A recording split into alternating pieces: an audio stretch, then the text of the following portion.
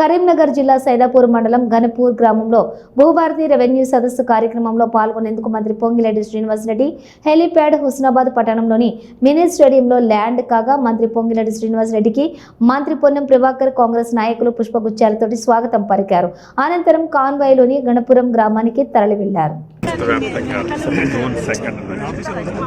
అన్ని రెవెన్యూ గ్రామాలకు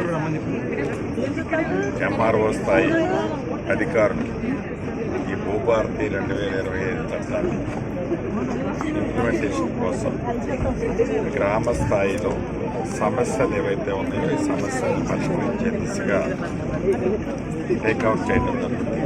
ఆగస్టు 15 లోపు వీలైనని జటిలమైన సమస్యలని శాశ్వతంగా పరిష్కరించే దిశగా ఈ భూభారతి చట్టం ఏర్పాటు చేయడం కానీ పరిష్కరించే దిశలో అదే దిశలో ప్రయాణం చేస్తుంది.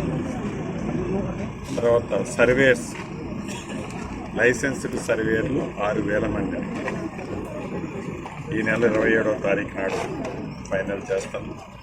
3 నెలలు వాళ్ళకి ట్రైనింగ్ ఇచ్చి ప్రతి రెవెన్యూ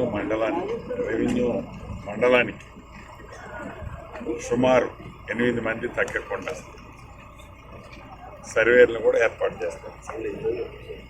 అదే రకంగా ఇందిరమ్మ ఇళ్ళు ఫస్ట్ ఫేజ్ ఆల్రెడీ 4,50,000 ఈ నెలాఖరులోపు లబ్ధిదారుని ఫైనల్ చేస్తాము. ప్రత్యేకంగా చెంచులు వారి ఉపతెగలకు సంబంధించి రాష్ట్ర వ్యాప్తంగా ఉన్న 9,872 మందికి ఫుల్ ప్లెడ్జ్లో ఇందిరమ్మ ఇళ్ళు ఇవ్వాలని గౌరవ ముఖ్యమంత్రి గారు నిర్ణయం చేయడం జరిగింది. అవి ఇవ్వటం జరుగుతుంది. అదే రకంగా ఐటీడీఏ పరిధిలోని అన్ని నియోజకవర్గానికి